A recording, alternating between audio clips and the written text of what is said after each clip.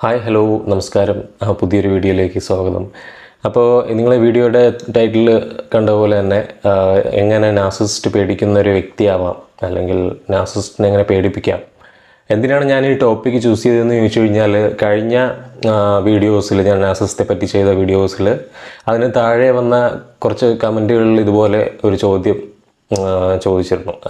ഇതേ ചോദ്യം തന്നെ എനിക്ക് എൻ്റെ പേഴ്സണൽ DM ആയിട്ട്, ഡയറക്റ്റ് മെസ്സേജ് ആയിട്ട് ഇൻസ്റ്റാഗ്രാമിലൊക്കെ വന്നിട്ടുണ്ടായിരുന്നു. അപ്പോൾ അവർ ചോദിച്ചതാണ്, എങ്ങനെ ഇവരെ തിരിച്ച് പേടിപ്പിക്കാൻ പറ്റും, എങ്ങനെ ഇവരെ തിരിച്ച് ഇവർ പേടിക്കുന്ന ഒരാളാവാനായിട്ട് എനിക്ക് സാധിക്കും, അല്ലെങ്കിൽ ഏതൊക്കെ തരത്തിൽ ഇവരെ പേടിപ്പിക്കാൻ പറ്റും എന്നുള്ളൊരു കാര്യമാണ്. അപ്പോൾ ഈ ടോപ്പിക്കിലേക്ക് കടക്കുന്നതിന് മുമ്പ് ഒരു കാര്യം പ്രത്യേകിച്ച് എടുത്ത് പറയേണ്ടതുണ്ട്. ഞാനൊരു ജേർണലിസ്റ്റാണ്, സോഷ്യൽ ജസ്റ്റിസ് അഡ്വക്കേറ്റാണ് എന്നൊക്കെ ഈ വീഡിയോയുടെ താഴെ എഴുതി വെച്ചിട്ടുണ്ടായിരുന്നു. അപ്പോൾ ടൈറ്റിൽ കാണിക്കും.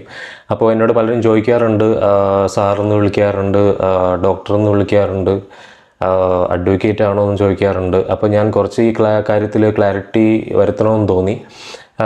ഞാൻ ജേർണലിസം പാസ്സായ ശേഷം ഈ മെൻ്റൽ ഹെൽത്ത് റിലേറ്റഡ് ആയിട്ടുള്ള കാര്യങ്ങളിൽ റിസർച്ച് ചെയ്യുമായിരുന്നു ഒരു കുറേ കാലം. അപ്പോൾ അതിനൊപ്പം തന്നെ ഞാൻ കണ്ടൻറ് റൈറ്റിങ്ങും മറ്റ് കാര്യങ്ങളുമൊക്കെ, മാർക്കറ്റിംഗ് പോലുള്ള കാര്യങ്ങളൊക്കെ ഓൺലൈനിൽ പല കോഴ്സസും ചെയ്യുന്നുണ്ടായിരുന്നു.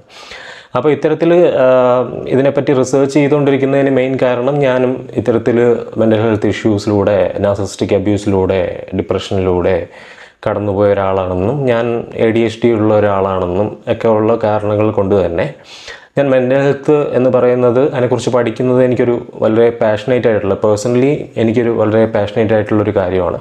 അപ്പോൾ ഞാൻ കൂടുതൽ ഈ കാര്യങ്ങൾ റിസർച്ച് ചെയ്യുകയും സയൻറ്റിഫിക് ആയിട്ടുള്ള അനാലിസ്ഡ് ആയിട്ടുള്ള പല ഡോക്ടേഴ്സും, ലോകത്ത് മുഴുവനുള്ള പല ഡോക്ടേഴ്സും എഴുതിയ ആർട്ടിക്കിൾസ് പലതും വായിച്ചിട്ട് അതിൽ നിന്നും ഡേറ്റാസ് പലതും എടുത്ത്, എനിക്ക് ആവശ്യമുള്ള കാര്യങ്ങൾ എടുത്ത് ബാക്കിയുള്ളവർക്ക് പറഞ്ഞു കൊടുക്കാനുള്ള കാര്യങ്ങൾ അതിൽ നിന്ന് മനസ്സിലാക്കി അത് വ്യക്തമായിട്ട് അനാലിസിസ് ചെയ്തതിന് ശേഷം ഇതുപോലുള്ള വീഡിയോകൾ ചെയ്യുകയാണ് എൻ്റെ ജോലി. അപ്പോൾ അതാണ് ഞാനിവിടെ ചെയ്തുകൊണ്ടിരിക്കുന്നത്.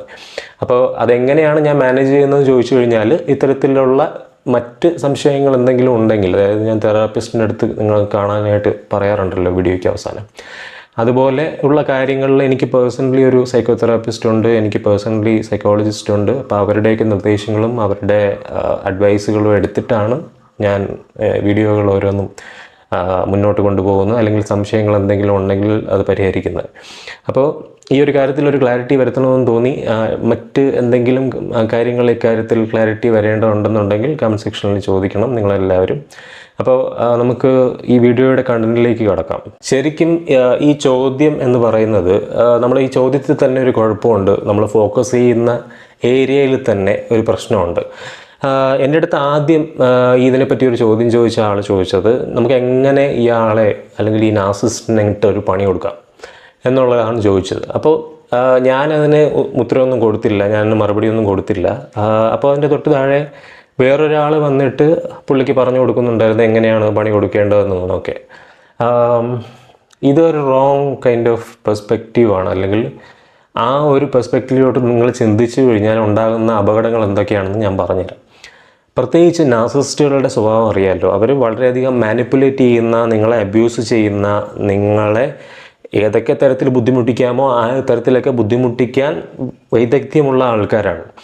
അപ്പോൾ അവരിൽ നിന്നും നമ്മൾ അവർ നാർസിസിസ്റ്റുകളാണെന്ന് തിരിച്ചറിഞ്ഞിട്ട് അവരോട് നിങ്ങൾ വഴക്കുണ്ടാക്കിയിട്ടാണോ എന്താണെങ്കിലും നിങ്ങൾ നോ കോണ്ടാക്റ്റിൽ നിൽക്കുകയോ അല്ലെങ്കിൽ അവരുമായിട്ട് കോണ്ടാക്റ്റിൽ നിൽക്കുകയോ ചെയ്യുന്ന സാഹചര്യത്തിൽ നിങ്ങൾ അവരോട് റിയാക്ട് ചെയ്യാൻ തുടങ്ങിക്കഴിഞ്ഞാൽ, അതായത് അവരെ പേടിപ്പിക്കാനായി ശ്രമിക്കാൻ തുടങ്ങിക്കഴിഞ്ഞാൽ, അല്ലെങ്കിൽ അവർ പേടിക്കുന്നൊരു വ്യക്തിയാവണം എന്ന് ആഗ്രഹിച്ച് തുടങ്ങിക്കഴിഞ്ഞാൽ അവിടെ ഒരു വലിയ പ്രശ്നം കിടക്കുന്നുണ്ട്. അതെന്താണെന്ന് ഞാൻ കൃത്യമായിട്ട് പറഞ്ഞുതരാം. അത് കുറച്ച് ശ്രദ്ധിച്ച് അതിനെ മനസ്സിലാക്കുക, എന്താണ് അതിലെ ഇഷ്യൂ എന്നുള്ളത്. ഇപ്പോൾ നിങ്ങൾ നോ കോണ്ടാക്റ്റിൽ ഇരിക്കുന്ന ഒരാളെന്ന് വെക്കുക. നോ കോണ്ടാക്റ്റിൽ ഇരിക്കുമ്പോൾ ഈ നാർസിസിസ്റ്റിക് ആയിട്ടുള്ള ആൾ നിങ്ങളെ വിളിക്കുമ്പോൾ നിങ്ങൾ ലിമിറ്റഡ് കോണ്ടാക്റ്റ് വെച്ചിട്ട് എന്നുള്ള രീതിയിൽ ഇപ്പോഴും ചെറിയ രീതിയിലൊക്കെ അവരോട് സംസാരിച്ചൊക്കെ ഇരിക്കുക. കാരണം നമ്മൾ വേണ്ടപ്പെട്ട ഒരാളായിരിക്കാം ചിലപ്പോൾ ഈ നാർസിസിസ്റ്റ് എന്ന് പറയുന്നത്. അപ്പോൾ ചെറിയ രീതിയിലൊക്കെ കോണ്ടാക്റ്റ് വെക്കാൻ കുഴപ്പമില്ല, അപ്പോൾ അതൊന്നും വലിയ ഇഷ്യൂ ആവത്തില്ല എന്നുള്ള രീതിയിൽ നിങ്ങൾ ഇരിക്കുന്നുണ്ടായിരിക്കാം, ചെയ്യുന്നുണ്ടായിരിക്കാം. അപ്പോഴും ചെറിയ അവസരങ്ങൾ പോലും മാനിപ്പുലേറ്റീവായിട്ട് ഉപയോഗിക്കുന്നവരാണ് നാർസിസ്റ്റുകൾ. അപ്പോൾ അതുകൊണ്ട് തന്നെ നോ കോണ്ടാക്റ്റിൽ ഇരിക്കുന്നവരാണ് നിങ്ങളെങ്കിൽ, അല്ലെങ്കിൽ ആ കോണ്ടാക്റ്റ് വിട്ടുപോയവരാണ് നിങ്ങളെങ്കിൽ, കംപ്ലീറ്റ്ലി നാർസിസ്റ്റുമായിട്ടുള്ള ഡിസ്കഷൻസും ഏതെങ്കിലും തരത്തിലുള്ള കോണ്ടാക്റ്റുകളും അവസാനിപ്പിച്ചാൽ മാത്രമേ നിങ്ങൾക്ക് നിങ്ങളുടേതായിട്ടുള്ള ഹീലിംഗ് പ്രോസസ്സിലോട്ട്, നിങ്ങളുടെ പേഴ്സണാലിറ്റിയുടെ ഒരു ഹീലിംഗ് പ്രോസസ്സ് ഉണ്ടല്ലോ, അതിലേക്ക് കടക്കാനായിട്ട് പറ്റുള്ളൂ. ഞാൻ 32 വർഷം ഇവിടെ കേരളത്തിൽ ജീവിച്ച് വളർന്ന ഒരാളാണ്. ഈ സാഹചര്യത്തിൽ നടക്കുന്ന കാര്യങ്ങളും ഇവിടുത്തെ കുടുംബങ്ങളിൽ നടക്കുന്ന കാര്യങ്ങളിലും ആൾക്കാരുടെ ജീവിതത്തിൽ നടക്കുന്ന കാര്യങ്ങളും വളരെ നന്നായിട്ട് മനസ്സിലാക്കിയിട്ട് തന്നെയാണ് ഇങ്ങനൊരു ചാനൽ ഞാൻ തുടങ്ങിയത്. നിങ്ങൾക്ക് ഈ ചാനലിൻ്റെ മുന്നോട്ടുള്ള വീഡിയോസ് എല്ലാം കണ്ടു കഴിഞ്ഞാൽ അത് മനസ്സിലാവും. അപ്പോൾ ഈ നമ്മുടെ ഒരു സാമൂഹിക ചുറ്റുപാടിൽ, നമ്മുടെ ഒരു നാട്ടുമ്പുറത്തും ഒക്കെ ജനിച്ച ആൾക്കാരാണെങ്കിലും സിറ്റിയിൽ ജനിച്ച ആൾക്കാരാണെങ്കിലും ടോട്ടൽ ഒരു കുടുംബ സെറ്റപ്പൊക്കെ ഏകദേശം ഈ ആചാരങ്ങളും അനുഷ്ഠാനങ്ങളും ഒക്കെ ഫോളോ ചെയ്യുന്ന ഒരു ടൈപ്പ് നമ്മുടെ എന്താ പറയുന്നത്, ഈ നാർസിസ്റ്റിക് ആയിട്ടുള്ള ആൾക്കാർക്ക് കയറി ഇറങ്ങി അല്ലെങ്കിൽ ഭയങ്കര ഫലഭൂഷ്ടമായിട്ട് വളരാൻ പറ്റുന്ന സാഹചര്യങ്ങളാണ് നമുക്കുള്ളത്. അപ്പോൾ അത്തരത്തിൽ നിങ്ങളുടെ പാരൻറ്റോ, നിങ്ങളുടെ സുഹൃത്തോ, അല്ലെങ്കിൽ നിങ്ങളുടെ സിബ്ലിങ്സ്, അതായത് നിങ്ങളുടെ അനിയനോ അനിയത്തിയോ, അല്ലാന്നുണ്ടെങ്കിൽ ഈ പറയുന്ന പോലെ നിങ്ങളുടെ എക്സ് പാർട്ട്ണറോ അല്ലെങ്കിൽ നിങ്ങളുടെ കറണ്ട് പാർട്ട്ണറോ, അങ്ങനെ ആരോ ആയിക്കോട്ടെ, ഈവൻ നിങ്ങളുടെ MLA ആയിട്ടുള്ള പൊളിറ്റീഷ്യനോ അല്ലെങ്കിൽ നിങ്ങളുടെ സ്കൂളിലെ ടീച്ചറോ, ഇങ്ങനെ എവിടെയും ഒരു നാർസിസ്റ്റ് ഉണ്ടാവാം. ഏത് നാർസിസ്റ്റിൻ്റെതാണ് നിങ്ങൾക്ക് അബ്യൂസ് കിട്ടിയതോ ആ നാർസിസ്റ്റിൻ്റെ നിന്ന് നോ കോണ്ടാക്റ്റിലാണ് നിങ്ങൾ ഉള്ളതെങ്കിൽ കംപ്ലീറ്റ് ആയിട്ട് ആ പേഴ്സണുമായിട്ടുള്ള കോണ്ടാക്റ്റ് അവസാനിപ്പിക്കുക. അതിനൊപ്പം തന്നെ നിങ്ങൾ ആ പേഴ്സൻ്റെ സോഷ്യൽ മീഡിയയിൽ നിന്നും നിങ്ങളുടെ ഫോണിൽ നിന്നുള്ള അക്കൗണ്ട്, ആ ഒരു നമ്പർ ബ്ലോക്ക് ചെയ്യുക. അക്കൗണ്ട് ബ്ലോക്ക് ചെയ്യുക, നമ്പറും ബ്ലോക്ക് ചെയ്യുക. അങ്ങനെ കംപ്ലീറ്റ്ലി നിങ്ങൾ അവരെ നിങ്ങളുടെ ഇതിൽ നിന്നും, നിങ്ങളുടെ ഹിസ്റ്ററിയിൽ നിന്ന് ഒഴിവാക്കിയാൽ മാത്രമേ നിങ്ങൾക്ക് നിങ്ങളുടെ ഹീലിംഗ് പ്രോസസ്സിലേക്ക് കോൺസെൻട്രേറ്റ് ചെയ്ത് മുമ്പോട്ട് പോകാനായിട്ട് സാധിക്കുള്ളൂ. അപ്പോൾ നമ്മുടെ ഹീലിംഗ് പ്രോസസ്സ് എന്താണെന്ന് വെച്ച് കഴിഞ്ഞാൽ, നമ്മുടെ പേഴ്സണാലിറ്റി എന്താണെന്ന് ഐഡൻറ്റിഫൈ ചെയ്യാനും, നമ്മളുടെ ഈ ആങ്സൈറ്റിയും ടെൻഷനും ഉണ്ടല്ലോ, ആ ആങ്സൈറ്റിയും ടെൻഷനും വരുന്നത് എവിടെ നിന്നാണെന്ന് മനസ്സിലാക്കാനും, അതെവിടെ നിന്നാണെന്ന് മനസ്സിലാക്കി മുന്നോട്ട് വരാനും വേണ്ടിയിട്ടാണ് ജീവിതത്തിലേക്ക്. അത് എന്താണെന്ന് ഞാൻ വഴിയെ പറയാം.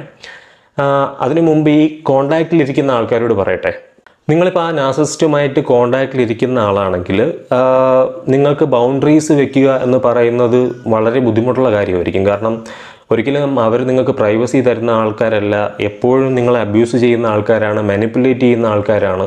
അപ്പോൾ അത്തരത്തിൽ ഈ നാർസിസ്റ്റിൻ്റെ ആ ഒരു നാർസിസിസം എത്രത്തോളം അയാളിലുണ്ട് എന്നുള്ള ഇൻറ്റൻസിറ്റി അനുസരിച്ച് വേണം നിങ്ങൾ അവിടെ കൈകാര്യം ചെയ്യാനായിട്ട്. ആ ഇൻറ്റൻസിറ്റി കൂടുതലാണെങ്കിൽ നിങ്ങൾ എത്രയും പെട്ടെന്ന് നോ കോണ്ടാക്റ്റിലേക്ക് പോകാമെന്ന് മാത്രമേ പറയുള്ളൂ. നോ കോണ്ടാക്റ്റിലേക്ക് പോകാൻ പറ്റാത്ത പ്രത്യേക സാഹചര്യങ്ങളുള്ളവരോടാണ് ഞാൻ പറയുന്നത്, നിങ്ങൾ ഈ ഗ്രേ റോക്ക് എന്ന് പറഞ്ഞൊരു മെത്തേഡുണ്ട്. ഗ്രേ റോക്ക് മെത്തേഡ് എന്ന് പറയുന്നത്, ഇപ്പം നമ്മൾ മലകൾ കാണാറില്ലേ നമ്മുടെ ചുറ്റുമുള്ള, അവിടെ ഒരു ഗ്രേ റോക്ക് കാണാറില്ലേ, വലിയ ഒരു കല്ല്. അങ്ങനെ നമ്മളൊരു ഗ്രേ റോക്കാണ്, അല്ലെങ്കിൽ ഒരു റോക്കാണ്, വലിയൊരു പാറയാണ് നമ്മളെന്നുള്ള രീതിയിൽ വിചാരിച്ചുകൊണ്ട് അവർ നമ്മളെ അബ്യൂസ് ചെയ്യുമ്പോൾ, മാനിപ്പുലേറ്റ് ചെയ്യുമ്പോൾ അങ്ങനെ അങ്ങ് നിൽക്കുക. ഇതൊരു കൈൻഡ് ഓഫ് ഇമോഷണൽ കൺട്രോളാണ്. ലൈക്ക് നമ്മുടെ ഇമോഷൻസിനെ കൺട്രോൾ ചെയ്യാൻ വേണ്ടി മെൻ്റലി ചെയ്യുന്നൊരു ടെക്നിക്കാണ്. അപ്പം ഞാനൊരു റോക്കാണെന്ന രീതിയിൽ നിൽക്കുമ്പോഴത്തേക്ക് ഇവർ പറയുന്ന കാര്യങ്ങളൊക്കെ ഓക്കെ പറഞ്ഞ് ആ ഒരു രീതിയിൽ പോയി, ഇതുവഴി കേൾക്കുന്നു ഇതുവഴി കളയുന്നു എന്ന് പറയുന്ന ഒരു കാര്യമില്ലേ, അതേപോലെ തന്നെ നിങ്ങളൊരു റോക്കായി നിന്നിട്ട് ഇവർ ആ പറയുന്ന കാര്യങ്ങൾ ഇതിലേക്ക് ഇട്ടു, ഇതിലേക്ക് കളഞ്ഞു. ഇത് ഒരു മെത്തേഡാണ്, ഒരു എഫക്റ്റീവായിട്ടുള്ള മെത്തേഡാണ് നിങ്ങളൊരു ലിമിറ്റഡ് കോണ്ടാക്റ്റിൽ നിൽക്കുന്ന ആൾക്കാരാണെങ്കിൽ. പിന്നെ ഞാൻ പ്രത്യേകം എടുത്തു പറയാൻ ആഗ്രഹിക്കുന്ന ഒരു കാര്യമാണ്, നാർസിസ്റ്റ് ആണെന്ന് മനസ്സിലായി കഴിഞ്ഞാൽ അവരെ പോയി നിങ്ങൾ നാർസിസ്റ്റാണ്, നിങ്ങൾ അങ്ങനെയാണ് ചെയ്തത്, എങ്ങനെയാണ് ചെയ്യുന്നത്, എങ്ങനെയാണ് ചെയ്തുകൊണ്ടിരിക്കുന്നതെന്ന് പിന്നെയും പറഞ്ഞുകൊണ്ടിരിക്കുന്നത് ഒരു തരത്തിലും നിങ്ങളെ ഹെൽപ്പ് ചെയ്യുന്നൊരു കാര്യമല്ല. അത് എന്താണോ നിങ്ങൾ ചെയ്യേണ്ടത് അതിൻ്റെ ജസ്റ്റ് എക്സാക്റ്റ് ഓപ്പോസിറ്റാണ് നിങ്ങൾ അവിടെ ചെയ്തുകൊണ്ടിരിക്കുന്നത്. കാരണം അതൊരു ചെങ്ങലയിൽ എന്ന പോലെ നിങ്ങളുടെ ആ ആളുമായിട്ട് ബന്ധിപ്പിച്ച് നിർത്താൻ മാത്രമേ സഹായിക്കുള്ളൂ. കാരണം നിങ്ങൾ വിചാരിക്കുന്നതിനേക്കാളും നിങ്ങളെ മാനിപ്പുലേറ്റ് ചെയ്യാൻ എക്സ്പേർട്ടാണ് നാർസിസ്റ്റ് എന്ന് പറയുന്നത്. ഞാൻ എന്നെ അബ്യൂസ് ചെയ്ത ആ വ്യക്തിയെക്കുറിച്ച് കുറേ കാലം ആലോചിച്ചുകൊണ്ടിരുന്നിട്ടുണ്ട്. ആ വ്യക്തി എങ്ങനെ എന്നെ ഫോളോ ചെയ്യുമെന്നുള്ള പേടി, ആങ്സൈറ്റിയിൽ ഞാൻ ജീവിച്ചിട്ടുണ്ട് കുറേ നാൾ. അത് കഴിഞ്ഞിട്ട് ഇയാളോട് ഒരു റിവെഞ്ച് എടുക്കാൻ പോകണം, അല്ലെങ്കിൽ എന്തെങ്കിലും പണി കൊടുക്കണം എന്നുള്ള രീതിയിൽ അങ്ങനെയും ചിന്തിച്ചിട്ടുണ്ട്. പക്ഷേ ഇത് ചിന്തിക്കുന്നതിലൂടെ കുഴപ്പം എന്താണെന്ന് ഇതിനെപ്പറ്റി കുറച്ച് സ്റ്റഡി ചെയ്ത് ആ ഒരു നോളജ് ഗെയിൻ ചെയ്തപ്പോഴാണ് എനിക്ക് മനസ്സിലായത്. ഈ നാർസിസ്റ്റുകൾ ഈ കൺട്രോൾ വളരെയധികം ആഗ്രഹിക്കുന്ന ആൾക്കാരാണല്ലോ. അപ്പോൾ അവർക്ക് കൺട്രോൾ നിങ്ങളിൽ എടുക്കണം ഏതെങ്കിലും തരത്തിൽ. അപ്പോൾ നിങ്ങൾ അവരോട് തിരിച്ച് റെസ്പോണ്ട് ചെയ്തിട്ട് എന്താ പറയുക, ഡ്രമാറ്റിക്കായിട്ട് കെയോട്ടിക്കായിട്ടൊക്കെ നിങ്ങൾ അവരോട് അവിടെ കിടന്ന് ബഹളമൊക്കെ ഉണ്ടാക്കി അവരോടൊക്കെ തിരിച്ച് അവർ പറയുന്ന അതേ സാധനമായിരിക്കും നമ്മൾ തിരിച്ചുപയോഗിക്കുന്നത്. നമ്മൾ പോലും അറിയുന്നുണ്ടാവില്ല. നമ്മൾ അവരെ മിറർ ചെയ്യുന്ന തരത്തിൽ ഡ്രമാറ്റിക്കായിട്ടായിരിക്കും അവരോട് റെസ്പോണ്ട് ചെയ്യുന്നത്. ഇതൊക്കെ അവരെ ഫീഡ് ചെയ്യുന്ന ഫ്യൂവലാണ് എന്ന് നിങ്ങൾ മനസ്സിലാക്കുക. കാരണം അത് ഒരു തരത്തിലും നിങ്ങളെ ഹെൽപ്പ് ചെയ്യാൻ പോകുന്നില്ല. അല്ലെങ്കിൽ ആ നാർസിസ്റ്റിനെ ഒരു തരത്തിലും താഴ്ത്താവില്ല. അയാൾ അത് എൻജോയ് ചെയ്യുകയാണ് രഹസ്യമായിട്ട്. അയാൾ ആക്ച്വലി കൂടുതൽ ആ കാര്യങ്ങൾ എൻജോയ് ചെയ്യത്തേ ഉള്ളൂ. അപ്പോൾ അതുകൊണ്ട് ആ ഒരു ഫോക്കസ് മാറ്റി നമ്മുടെ റിക്കവറി പ്രോസസ്സിലേക്ക് ആ ഫോക്കസ് കൊണ്ടുവരിക. അപ്പം റിക്കവറി പ്രോസസ്സിലേക്ക് ഫോക്കസ് കൊണ്ടുവരുമ്പോൾ മെഡിറ്റേഷൻ ചെയ്യുന്ന സമയത്ത് പലരും പറയാറുണ്ട്, എനിക്ക് മെഡിറ്റേഷൻ ചെയ്യാൻ പറ്റാറില്ല, സ്റ്റിക്ക് ചെയ്യാൻ പറ്റുന്നില്ല, ഒരു മെഡിറ്റേഷൻ എനിക്ക് ഇഷ്ടമില്ല എന്നുള്ളത്. എന്നാൽ കുറച്ച് പേര് പറയുന്നുണ്ട് മെഡിറ്റേഷൻ എനിക്ക് നന്നായിട്ട് വർക്ക് ചെയ്യുന്നുണ്ട്, ഞാൻ സ്പിരിച്വാലിറ്റി എന്ന് പറയുന്നൊരു ഡയറക്ഷനിലാണ് ചെയ്യുന്നതെന്ന് പറഞ്ഞിട്ടുള്ളവരുണ്ട്.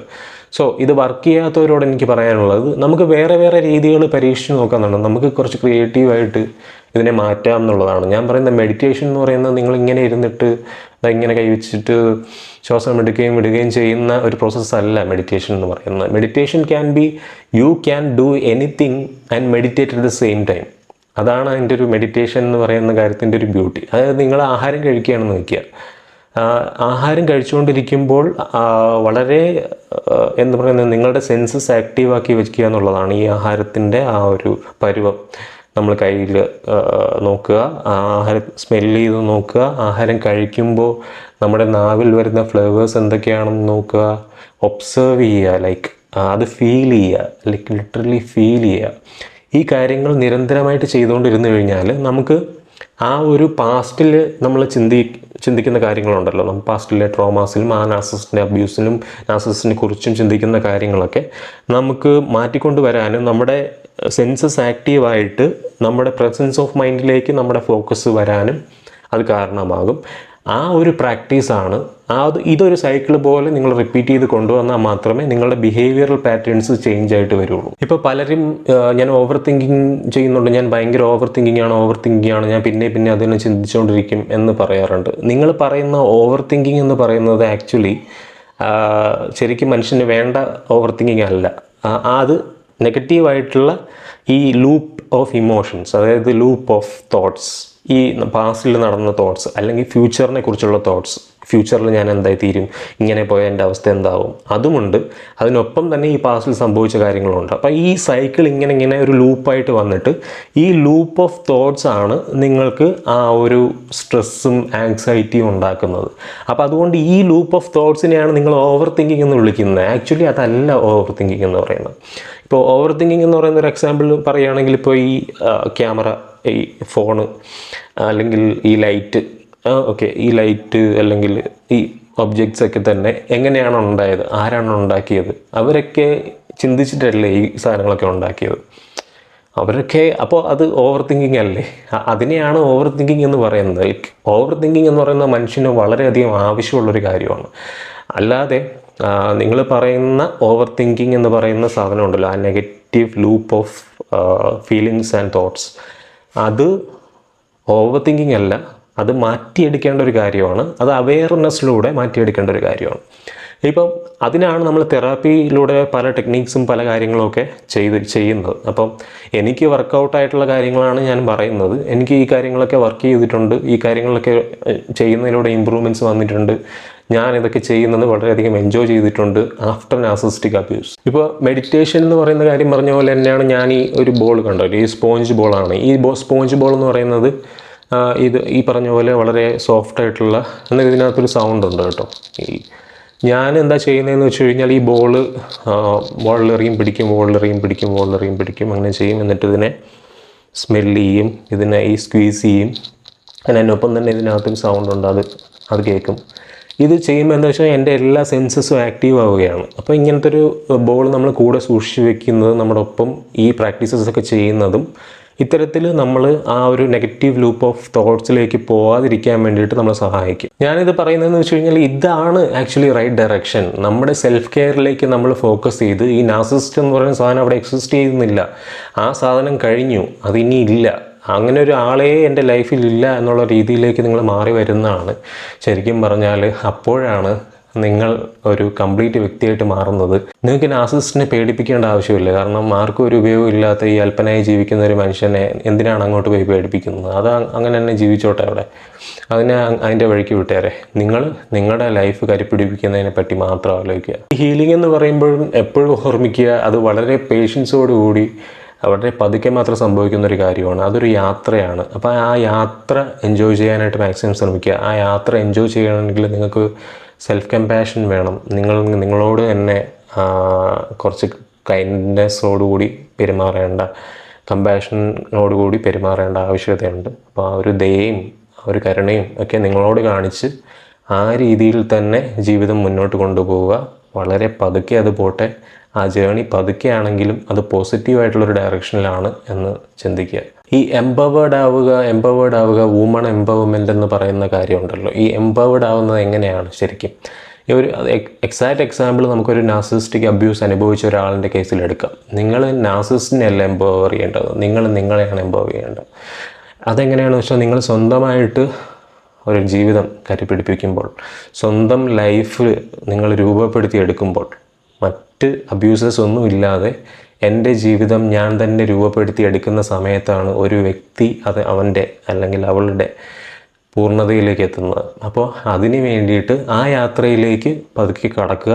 ആ യാത്രയിൽ ഈ പറയുന്ന കാര്യങ്ങളൊക്കെ ഫോളോ ചെയ്യുക. ഞാൻ മുമ്പ് പറഞ്ഞിട്ടുണ്ട് ഈ വീഡിയോസിൽ എന്തൊക്കെയാണ് ചെയ്യേണ്ടത്. അത്തരം കാര്യങ്ങൾ ഫോളോ ചെയ്ത് ആ രീതിയിലേക്ക് നിങ്ങൾ പോവുക.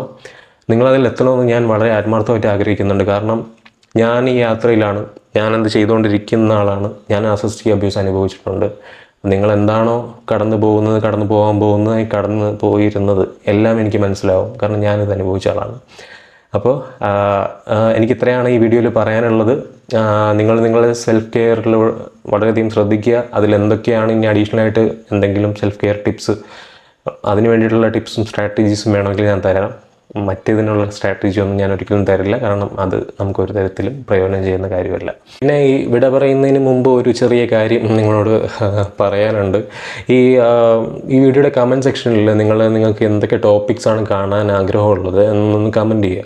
അപ്പോൾ ഏറ്റവും കൂടുതൽ പേര് കമൻറ്റ് ചെയ്യുന്ന ടൈപ്പ് ഓഫ് ടോപ്പിക്സ് അല്ലെങ്കിൽ ആ ഒരു പാറ്റേൺസ് മനസ്സിലാവാൻ വേണ്ടിയിട്ടാണ്. എങ്കിൽ അങ്ങനെയുള്ള വീഡിയോസ് ഞാൻ കൂടുതൽ ചെയ്യാനായിട്ട് ശ്രമിക്കാം. അപ്പോൾ നിങ്ങൾക്ക് വേണ്ട വീഡിയോസ് കിട്ടുമല്ലോ. അപ്പോൾ അത്തരത്തിൽ നിങ്ങൾക്ക് വ്യക്തമായിട്ട് എന്ത് ഹെൽപ്പാണ് വേണ്ടതെന്ന് പറഞ്ഞു കഴിഞ്ഞാൽ ആ ഹെൽപ്പ് കിട്ടുന്ന രീതിയിലുള്ള വീഡിയോസ് ഞാൻ ഡീറ്റെയിൽഡായിട്ട് നിങ്ങൾക്ക് ചെയ്യുന്നതായിരിക്കും. അപ്പോൾ ഒബ്വിയസ്ലി ഇത്രയും പറഞ്ഞുകൊണ്ട് ഇന്നത്തെ വീഡിയോ ഒന്ന് അവസാനിപ്പിക്കുകയാണ്. പുതിയൊരു വീഡിയോ ആയിട്ട് ഈ വരുന്ന ദിവസങ്ങളിൽ തന്നെ നമുക്ക് വീണ്ടും കാണാം. അതുവരെ എല്ലാവർക്കും ബൈ.